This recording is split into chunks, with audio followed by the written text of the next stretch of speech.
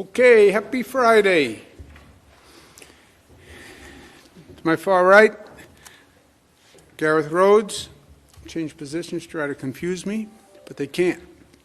To his left, Dr. Jim Malatras, Dr. Howard Zucker, Secretary Melissa DeRosa, Budget Director Robert Mejica. Today is day 328, and we welcome common sense and competence to the federal government.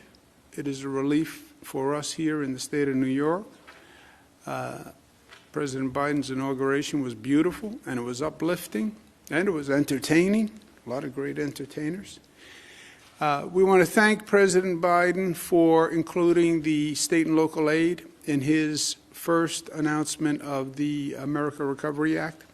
State and local aid is something we fought for about the past 2 years. All the governors were united.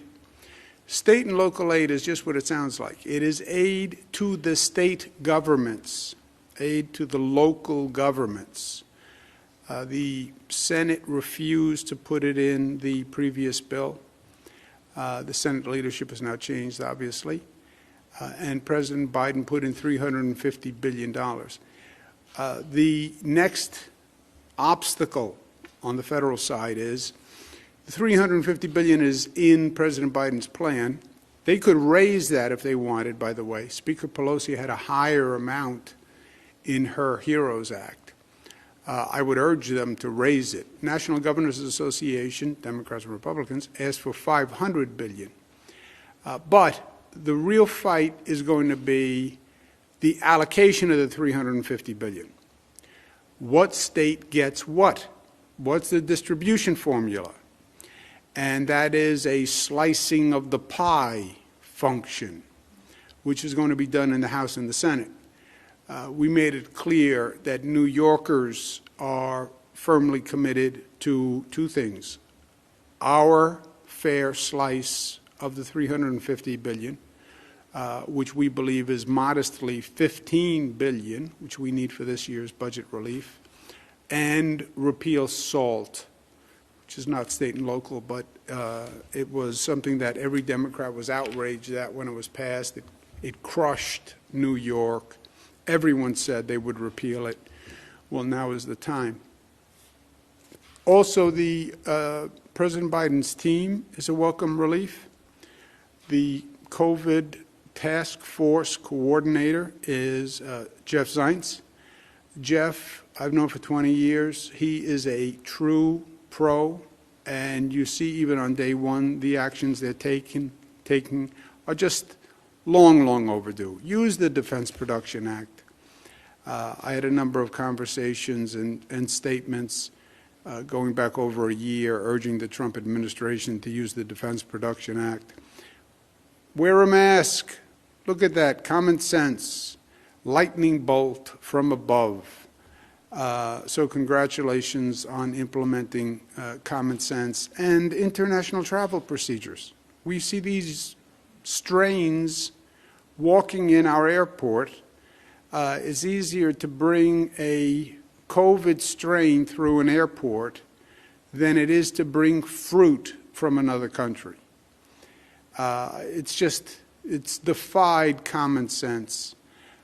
So this is a welcome relief, and it makes us feel, frankly, like we're not alone. You know, the federal government is actually doing something positive, and it's a real partnership.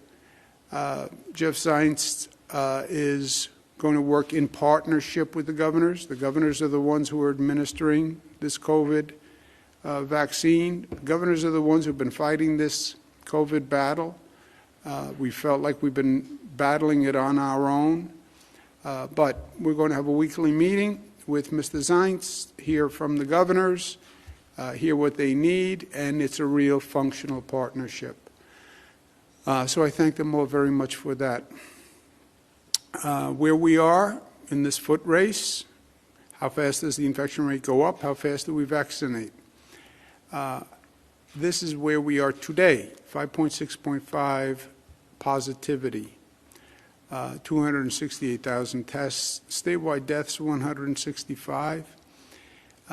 Deaths, talk about lagging indicator, which is a sort of antiseptic term, but you get infected, you go into a hospital, if you're in a hospital, long ICU, intubation, and too often death. And that's what we're seeing now. Good news is we're seeing the hospitalizations decrease over these past couple of days. Significant decrease, 400 over the past couple of days. So that's really positive news. ICU's down 14, intubations down 19. Positivity rate is down, continues to go down, and that's very good news. Hospitalizations are also a lagging indicator, but eventually they follow positivity. If fewer people are getting positive, fewer people are getting infected, fewer people are going into the hospitals, and that's what we are seeing also. This is a confusing chart, but just to make it confusing, as if it wasn't confusing enough. Start at the bottom, December 7th. December 7th is when you start to deal with the surge from Thanksgiving. People gathered for Thanksgiving, social gatherings. If they weren't smart, infection rate went up. Week later or so, you start to see it in the hospitals. So from the bottom up, we had 150 new people a day, 164 new people a day, 97 people a day, 165 a day. Then it starts to turn, 111 per day, 48 per day, 32 per day, 5 per day. So this, again, is more good news. We just need to keep the arrows pointed down. But never get cocky with COVID. Truer words were never spoken. I'll take credit for that quote. Never get cocky with COVID. The new strains are frightening. The UK strain, Brazil strain, now the South Africa strain, and there are going to be more strains, I would wager on it. The UK strain has been spreading, should have never been here. If this federal government had done the testing and the quarantine mandate that other countries did. But we are where we are. We're up to 25 cases in New York. CDC has said the UK strain is going to overtake the COVID-19 strain by March. That's how quickly this strain spreads. If that is true, you could see the infection rate go up again. So hence, don't get cocky with COVID. 2 cases in Westchester, 1 in Kings County. I'm a born and bred New Yorker. I still call Kings Brooklyn. So we adjust, right? We're in a war with COVID. It's a fluid situation. Government normally takes a position and stands there. That doesn't work in war. In war, when the enemy moves, you move.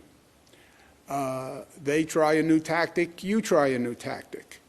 And that ability to flex and adjust is very important. Stay on the balls of your feet, to mix metaphors. Hospitalization, Finger Lakes, Finger Lakes, Finger Lakes, Finger Lakes, Finger Lakes, and now Long Island. We have seen Long Island ticking up, but now it's Finger Lakes and Long Island, highest percentage hospitalized. Highest positivity, Long Island, Mohawk Valley. Highest positivity, New York City, Bronx, which has been growing for a while.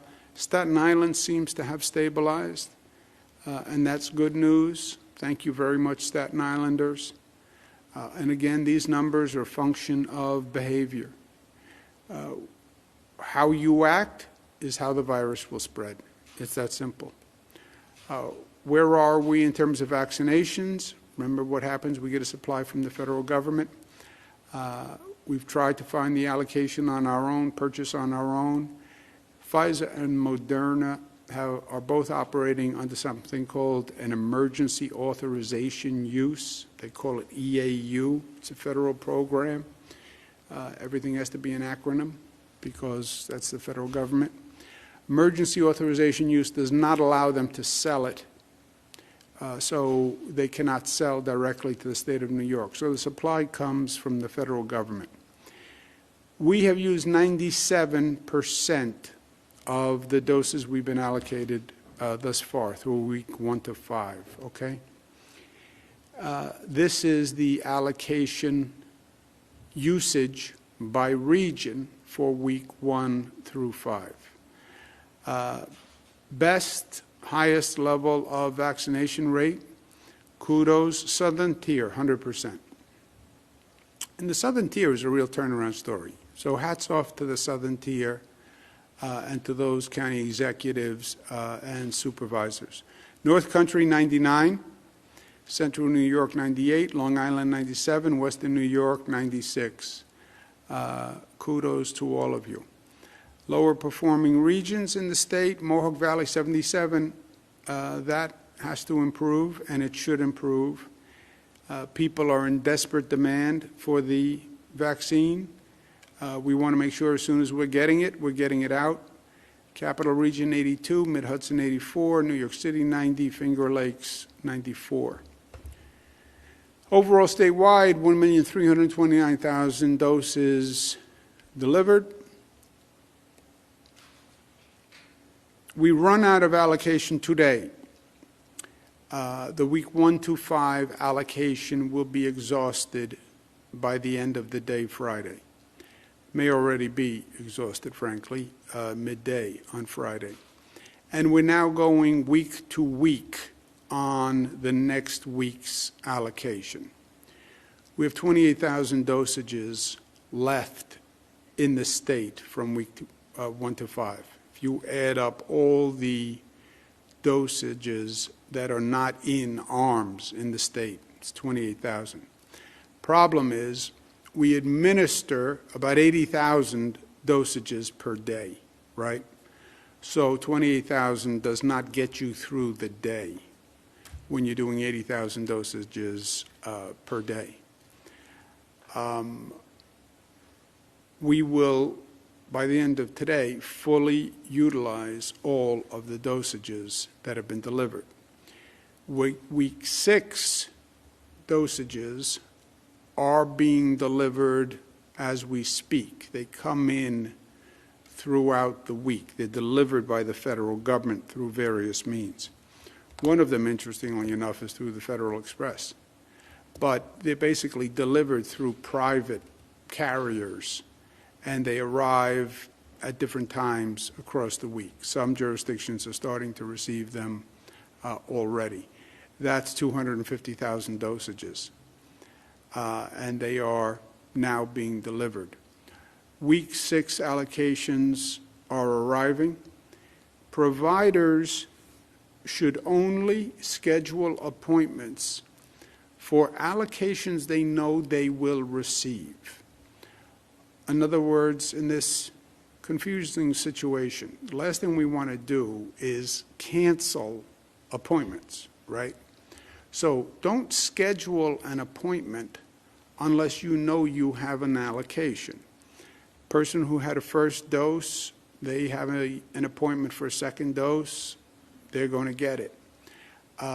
If you made an appointment at a pharmacy, we told the pharmacies, we're going to give you X next week, but only schedule an appointment for an allocation you know you're going to receive.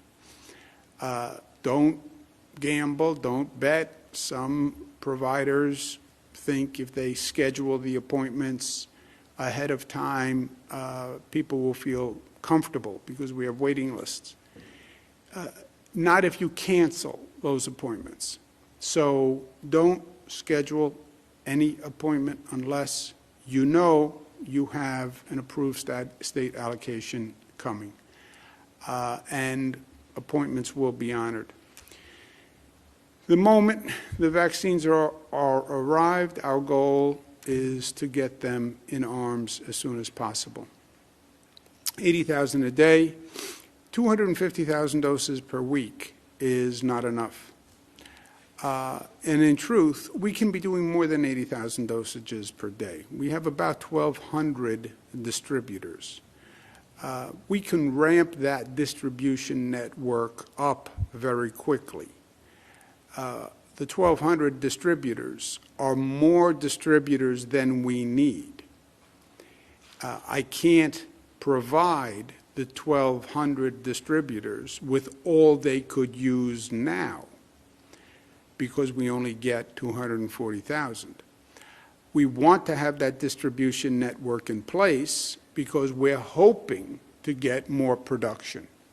And I want to anticipate more production and have that distribution network in place. I'd rather have more distribution waiting for vaccine than having vaccine sitting on a shelf waiting for distribution. So we have about 1,200 distributors. We could go to 2,000, 3,000 distributors like that. And we could easily do 100,000 dosages per day. That would be 700,000 per week. So we're limited by our supply. When we get the supply, we distribute it by region, right? And the region distributes it by subgroup by the different providers. So just stick with me for a second. It's not that complicated, but I want to be clear once again. You have three groups, basically. You have healthcare workers, you have essential workers, police, fire, teachers, public safety, food workers, and you have 65 plus. Three separate groups. We want to be fair in the allocation. Well, then do it by percentage of population. We are. Healthcare workers are about 21% of the eligible population. So we distribute 21% of that region's allocation to healthcare workers. Essential workers are about 27%. So we allocate 27% of that region's allocation to essential workers. 65 plus are more than half, 52%. So we distribute 52% of that region's allocation to the providers who serve 65 plus. No one is happy. Everybody wants more. What do? You just be as fair as you can possibly be with the allocation you have. And that's what we're doing. The three different groups are provided for by three different providers. Essential workers are done by city and county departments of health. Why? Because that's the normal liaison with the police and the fire and volunteer fire. They have the most accessible relation to the city and county governments. We're also asking the large unions, large forces to self-administer. So the city and the county don't even have to do the administration. They just hand it to the police department and let the police department's medical officers do it. Hand it to the fire department and let the fire department's EMTs administer it. Again, the vaccination is not rocket science, so with due respect to Dr. Zucker.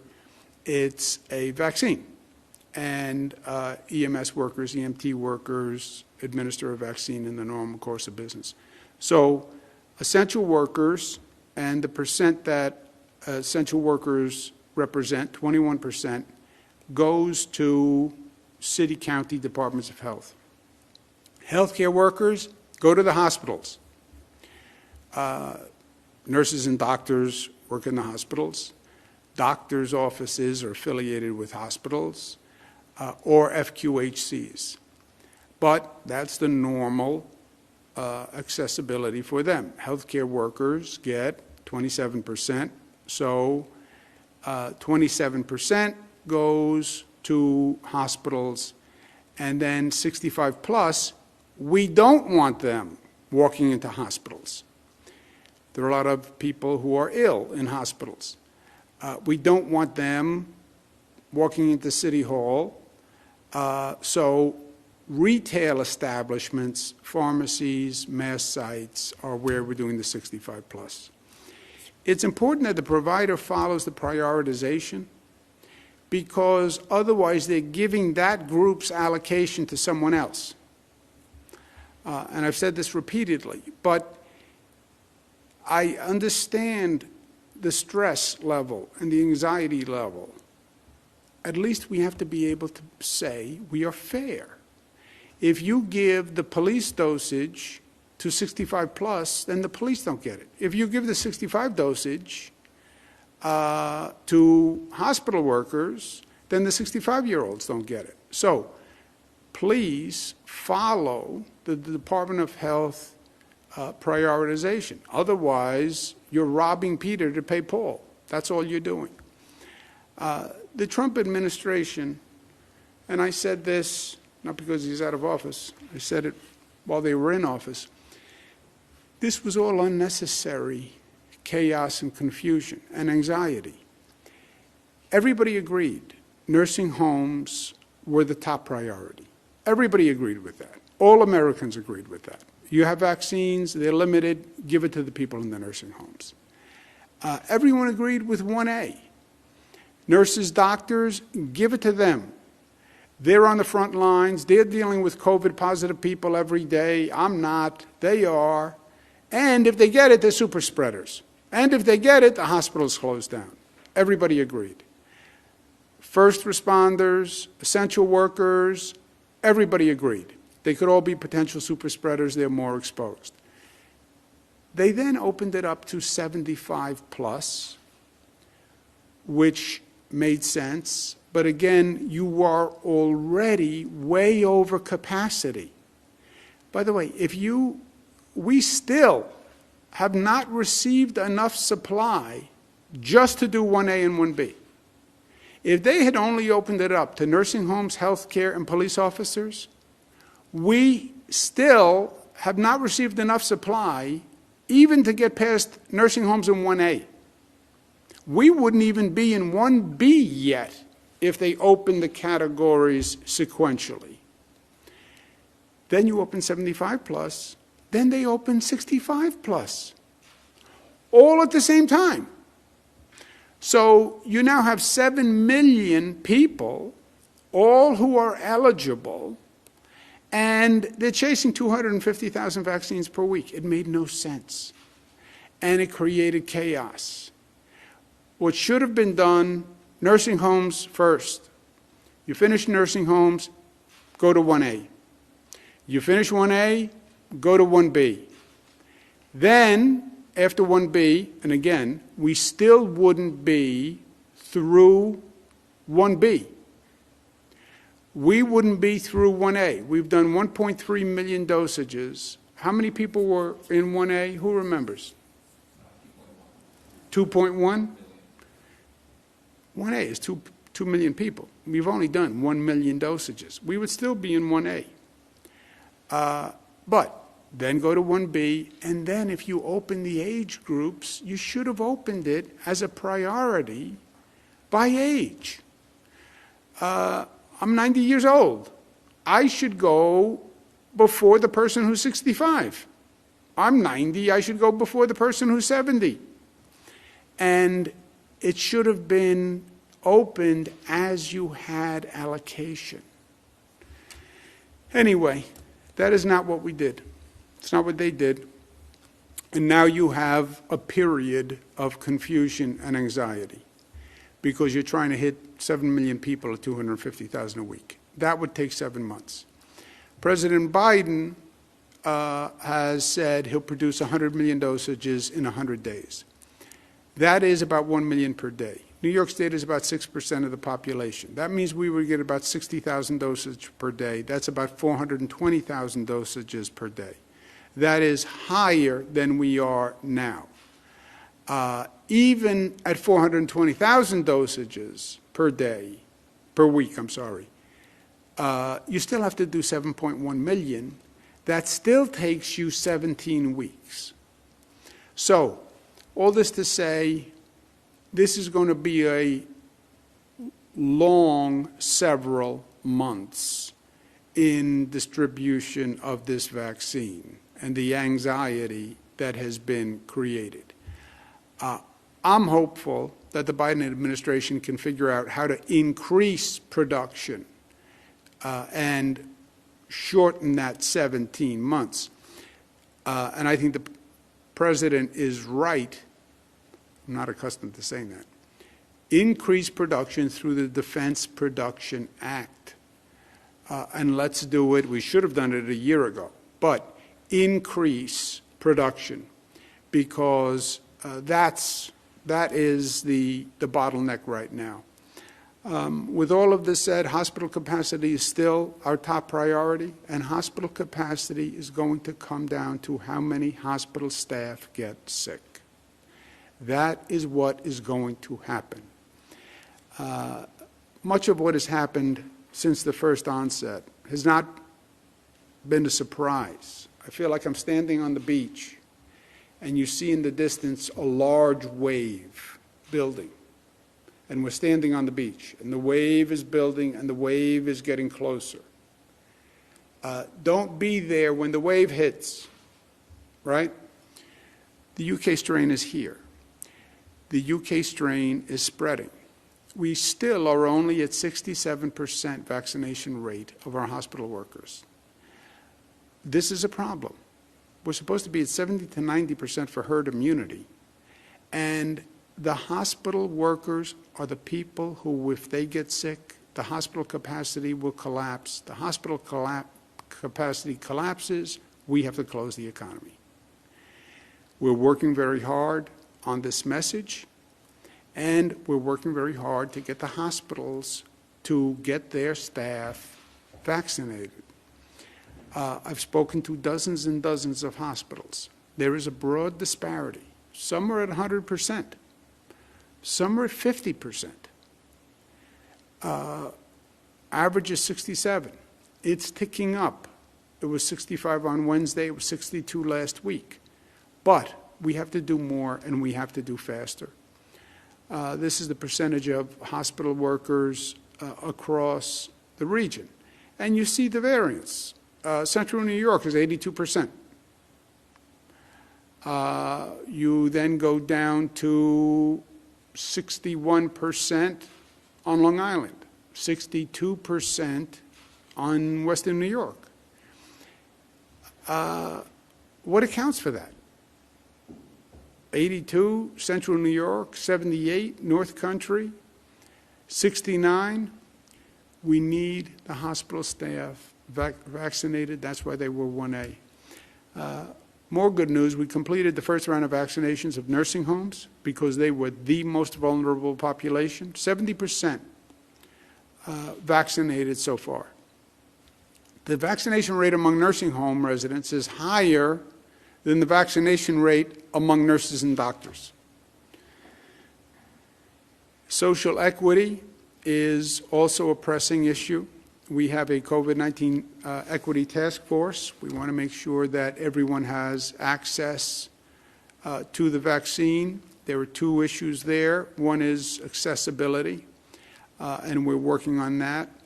The second is the willingness to accept the vaccine, and we're doing everything we can on accessibility. We're going directly to public housing projects, but we have a problem with skepticism about the vaccine, especially in black and brown communities. And I'm working with clergy, I'm working with community leaders, I'm working with respected doctors, nurses.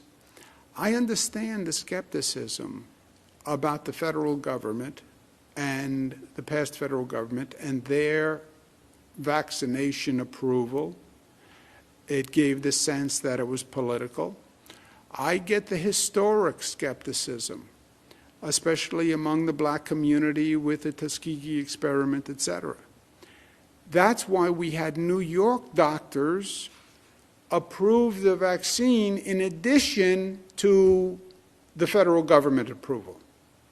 And people said at that time, Oh, why would New York State do this? It's redundant.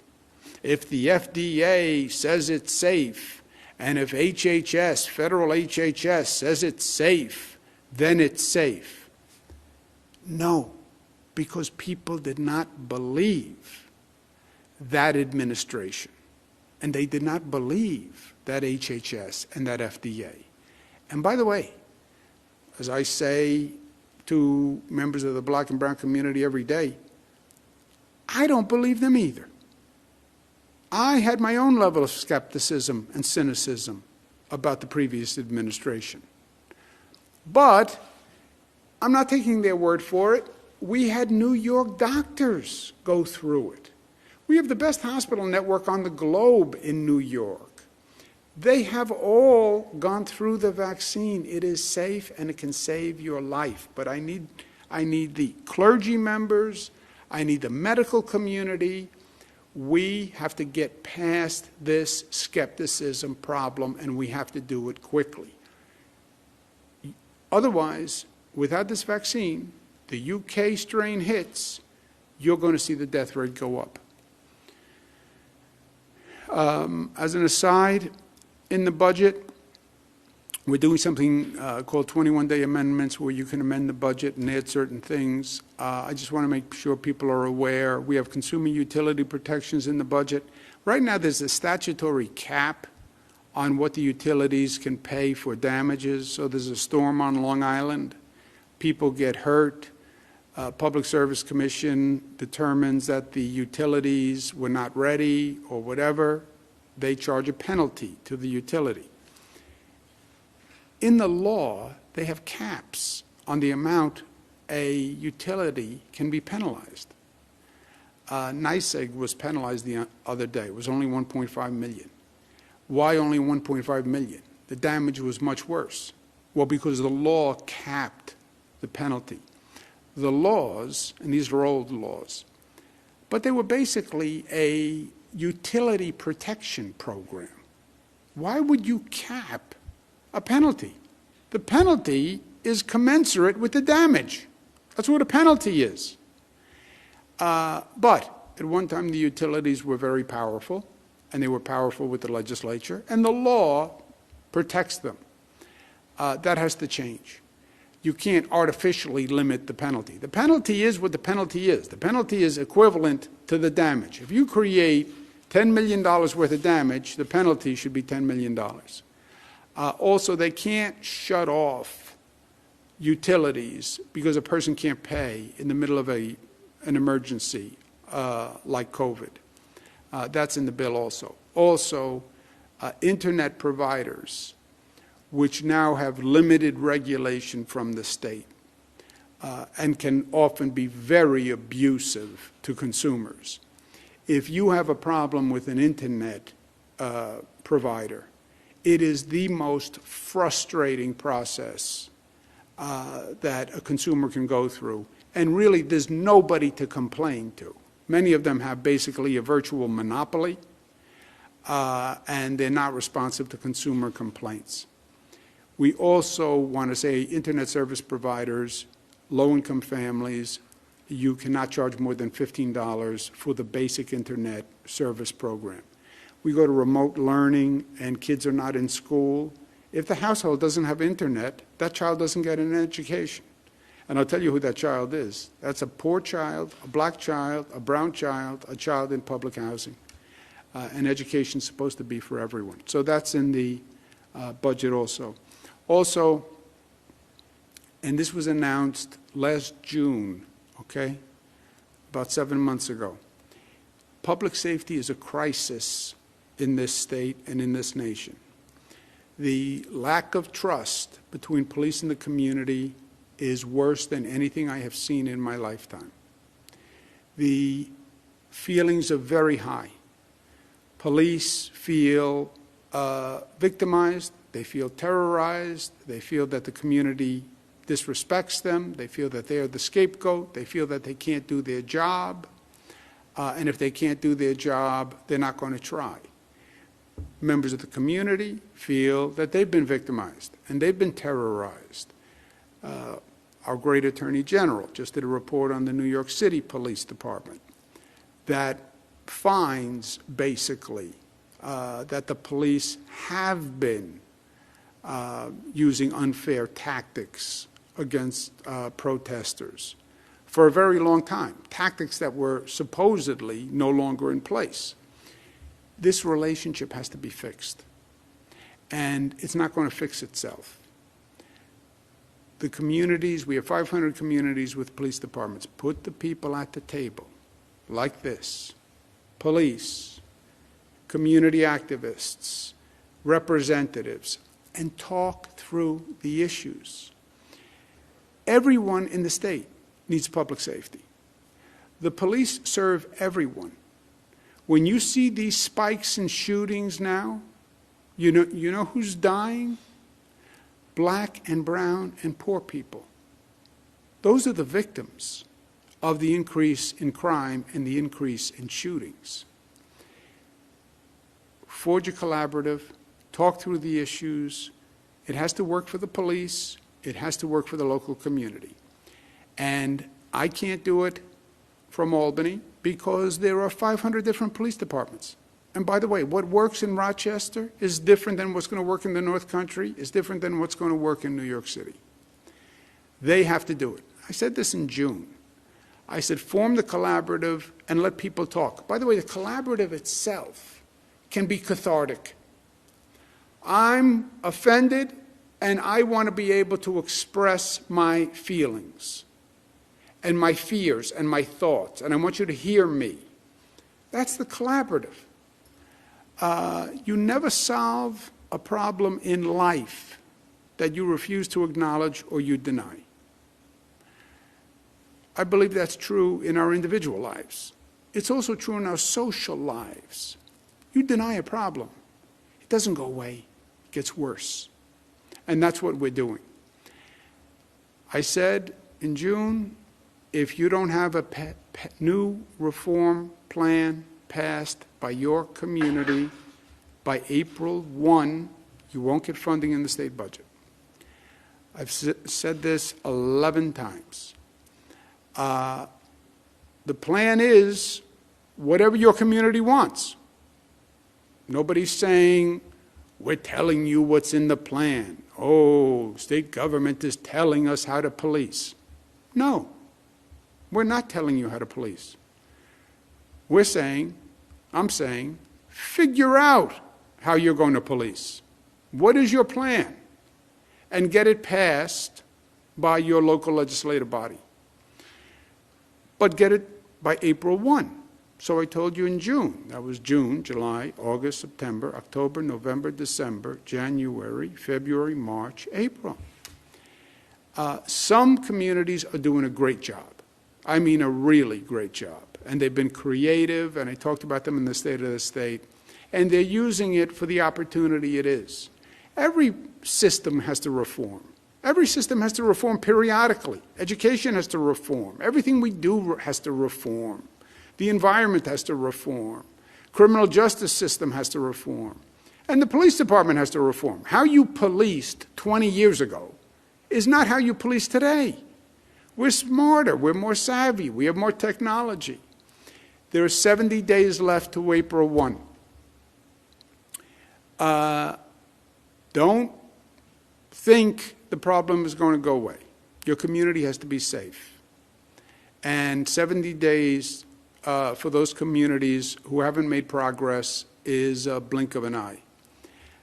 So this is just a reminder. As I announced on the State of the State, New York is operating on multiple levels right now. Track 1, defeat COVID. Vaccination, stop the spread, manage the hospitals, win the COVID war, stop the strains, win the COVID war. Job 1. At the same time, we are anticipating the post-war reconstruction. And we're actually energized by it. There's going to be a transformation moment. And places are going to rebuild all around the world. And we think we can be the first and the best in the rebuilding. And that's why build, baby, build. I love that expression. And you know who's going to be the first to build? The first one with shovel-ready projects who can actually deliver. When President Biden passes an infrastructure bill, which he will, he's been dedicated to it all his life. He's going to look for projects that are ready to go. I know that. He said it. I've been in the federal government. Nobody wants to fund a project that's going to take 3 years to break ground. That doesn't stimulate the economy. New York is going to be ready to go. That's why we're queuing up all these projects, ready to go, ready to go.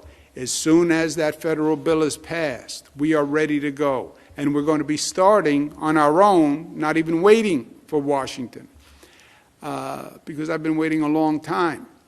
So, simultaneously, all of this is happening. Win the war, post-war reconstruction. Do both at once. It's hard. It's not hard. We're New York tough. We're smart. We're united. We're disciplined. And we're loving. Questions, operator? Thank you, Governor. If you'd like to ask a question, please use the raise hand function at the bottom of your window. We'll take a moment to compile the Q&A roster.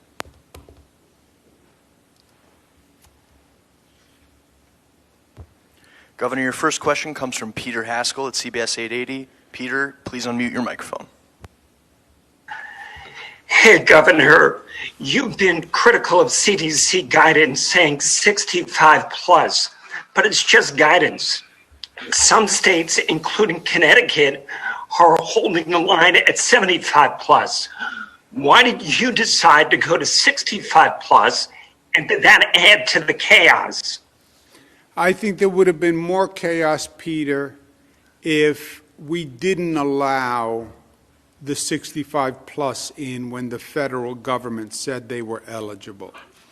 You know, a lot of people think what the federal government says has wisdom behind it. And when the federal government said 65 plus, the entire community of 65 plus said, great, I'm now eligible. It's a tough balance. All of this is a tough balance. But I did not want to frighten the 65-year-olds by saying, even though you are eligible by the federal government, we're not going to make you eligible here in New York. I think that would have increased the panic and the anxiety and the tension. So I said very clearly, we're going to open it up to 65, but, and I said this, Peter, explicitly, we're going to open it up to 65, but I want you to understand what that means. It means there are now 7 million people that are eligible for 250,000 vaccines a week. At that time, it was 300,000 vaccines a week. I said, Peter, I'm passing Matilda's rule. Matilda's rule, it's named for my mother. She's 65 plus. That was close. She's 65 plus. Yes, you're eligible, but it's going to take weeks to get there. So good news is you're eligible. Nobody's saying you're not eligible. Bad news is, Matilda's rule, it's going to take weeks. I think at that time at 300,000 it was like 14 weeks or whatever we contemplated. But I said that at the same time.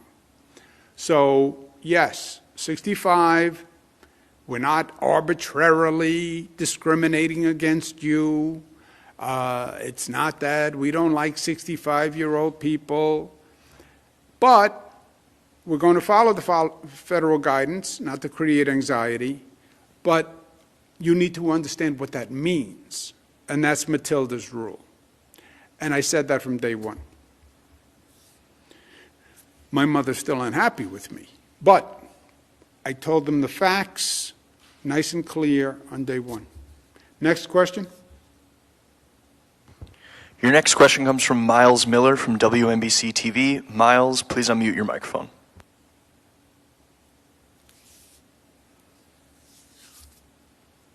Hello, Miles. Miles, please unmute your microphone. Miles does not want to unmute his microphone. All right, we're going to move on. Your next question comes from Gwen Hogan from WNYC. Gwen, your line is open. Please unmute your microphone.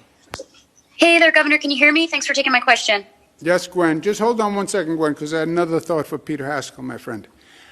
Also, remember, Peter, when they said they were opening it up to 65 plus, they also said they were going to increase supply and production, right? That's when they said they were going to free up their reserves because they had more reserves and they were going to increase production. That never happened either, which made it worse. I'm sorry, go ahead.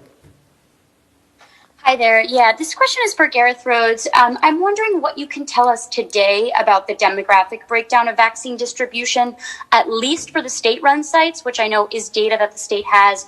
Earlier this week, the governor said he couldn't give information from the counties. 17 states already provide this information. And secondly, I just wanted to ask about the state of COVID outbreaks in the state's prisons. There are outbreaks in about a half of them.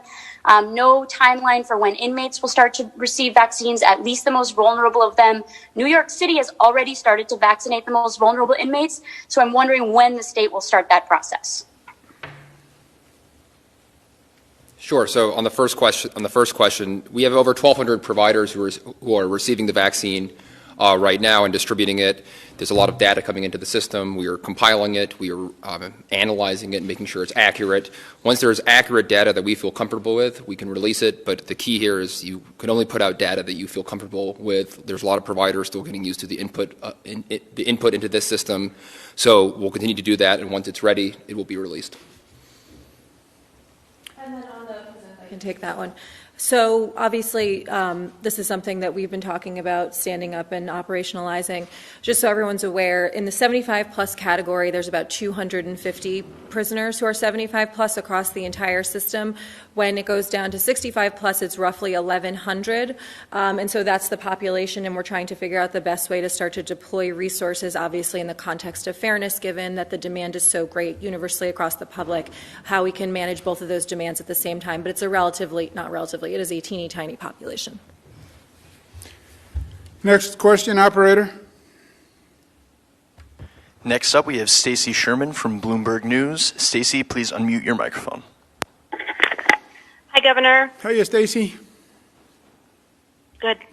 You said that you're confident that the Biden administration will be able to increase supply. How do you recommend they do that? What would you advise him? What do you think is the quickest way for him to get you more supply? And then one more question is that UK is reporting that its variant of the virus may be linked to higher death rates. Based on what you know and what you've seen, is that surprising to you? Short answer on the second part is yes. I've heard the exact opposite. I'll ask Dr. Zucker to comment because that would be frightening news because we know it's more transmittable. We were told repeatedly it's not more lethal. What was the first part of the question again? Do you remember the first part of the question? Well, why don't you talk about the confidence in the ability to stand up additional vaccines from the federal government. We know, well, the Biden administration has said, when they say 100 million in 100 days, that is 1 million per day. That's roughly 400,000 to the state of New York. That is more than we are now receiving because we're only receiving 250,000.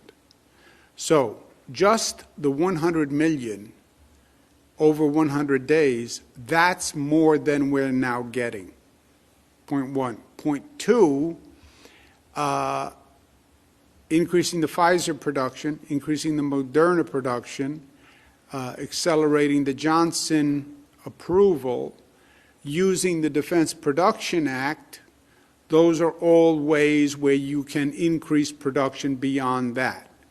And if any administration is capable of doing that, I believe it's the Biden administration, especially compared to the Trump administration, which, getting back to Peter Haskell's point, remember, they said they were going to increase supply.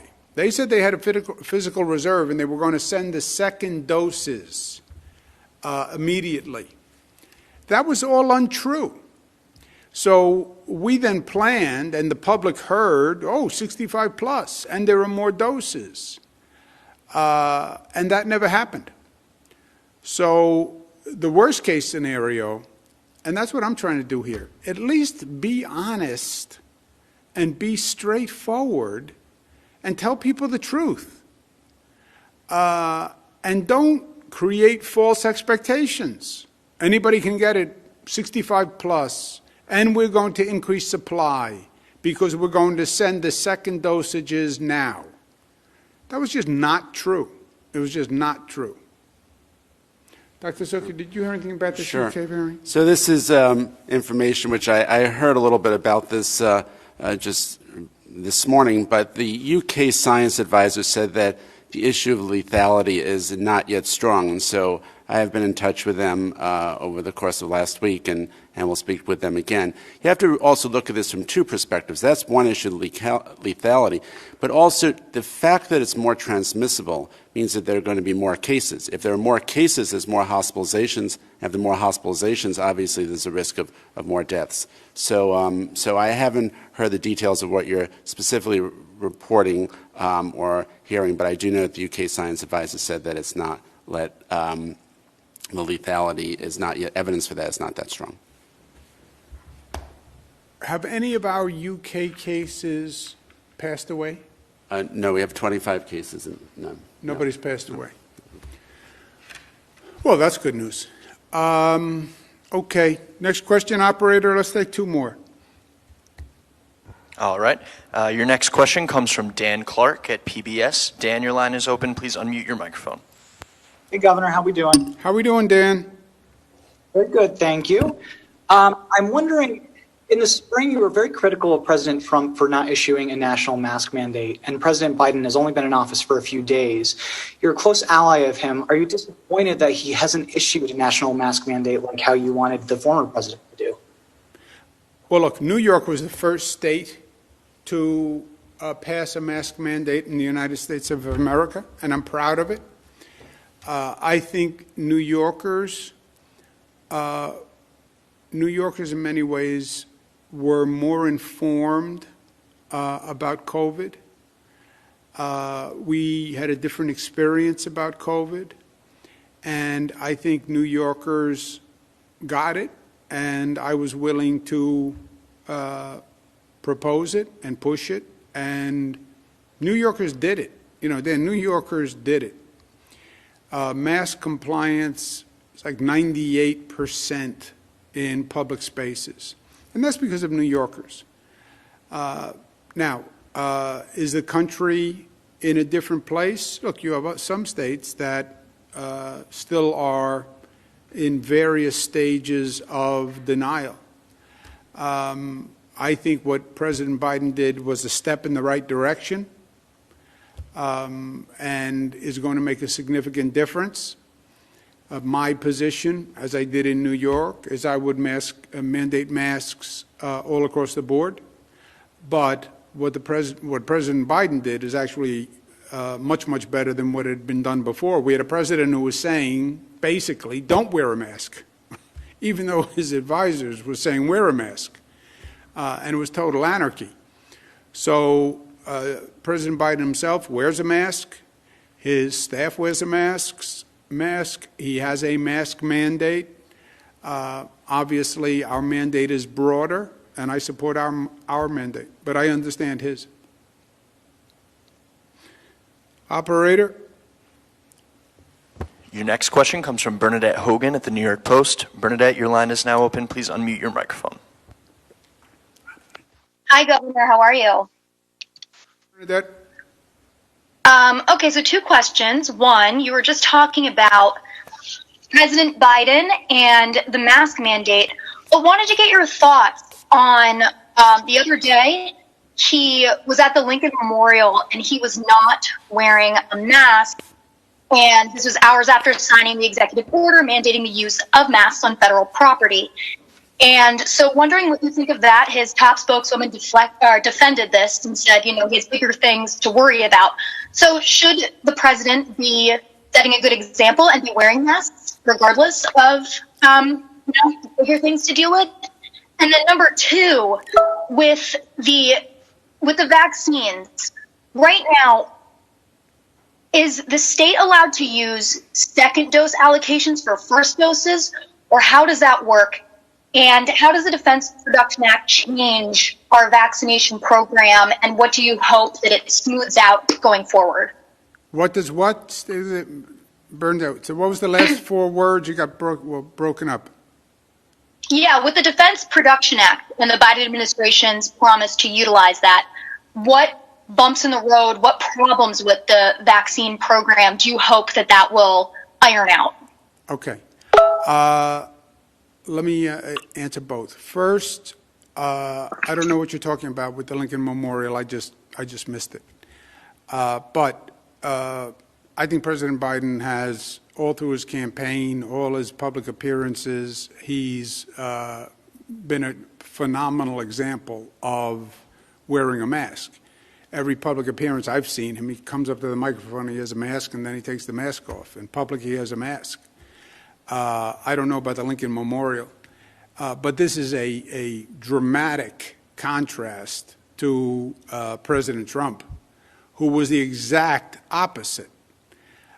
Yes, I think President Biden should wear a mask within the rules, right? I'm not wearing a mask now.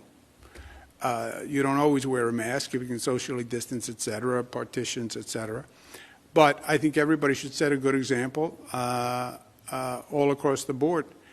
On the Defense Production Act, there are no bumps. The Defense Production Act would allow the United States to increase production of PPE. It would allow increased production of N95 masks, of gowns, of face shields, all that madness that we went through, where I was calling China on a daily basis, trying to buy masks, where the owner of the New England Patriots, I had to ask him if he had room on his plane that was going to China to bring back masks for us. Governor of New York, trying to get masks so nurses can protect themselves. I have to ask a private person if they have room on their private plane to pick up masks in China. I mean, how more of a bizarre situation. And by the way, they were very gracious, and he was beautiful, and he did it. So the Defense Production Act can help on that. It's more complicated how the Defense Production Act can help on the production of the vaccine itself, but there are also ancillary products that it can help on, right? We ran out of nasal swabs in testing. We ran out of Q-tips. A nasal swab is just a big Q-tip. And this nation couldn't figure out how to make Q-tips. The Defense Production Act gives the president the authority to say to a manufacturer, we're going to pay you, but I need you to increase your capacity to make nasal swabs. I know the Post didn't support it, but it's a philosophy question. I think a lot of damage was done, a lot of pain was caused, and I think when this nation is at war, and COVID is at war, the president should act accordingly. When we're in World War I, World War II, you have factories transformed into factories to build tanks and bullets and rifles because we're at war. COVID is at war. And our front line, the nurses and doctors, didn't have masks and didn't have gowns. And the governor of New York is asking a football team owner if he has space on a plane. I mean, that's not government. Next question, operator. Governor, your last question comes from Jesse McKinley at the New York Times. Jesse, your line is now open. Please unmute your microphone. Hi, Governor. Two questions. Can you walk us through what sort of surveillance testing the state is doing for the UK variant? Like how many samples it's running to kind of get a sense of how widespread that is in hard numbers? And the second question would be whether or not the state has taken any supply from hospitals or clinics and taken them to state-run sites. Yeah, answer to the second question is no. Answer to the first question, I don't know. Do you know the testing on the UK variant? We're doing about 1,000 genome tests a week. We've done over 6,000 or so. We look for all the variants. We map the entire genome, so it's not just the UK variant. We look for the variant from South Africa, from Brazil, and anywhere else to see if we've identified that in New York. So far, we've only identified the UK variant. Okay, just point of clarification. I have said multiple times, if there are faster providers, we'll give them an additional allocation if they can get the vaccine out quickly. I don't know that have we done that yet? Where there are providers who are not able to use up their full supply, we have been in a position where we can move it to another hospital or someone who serves that same category of eligible population, but that is working together with that hospital or pharmacy to make that transfer happen. So maybe a hospital or a pharmacy. Yes. All right, guys, gals, guys are gender neutral. New York tough, go Bills. Go Bills, Kansas City, big game. Bet Bills. Have a good weekend.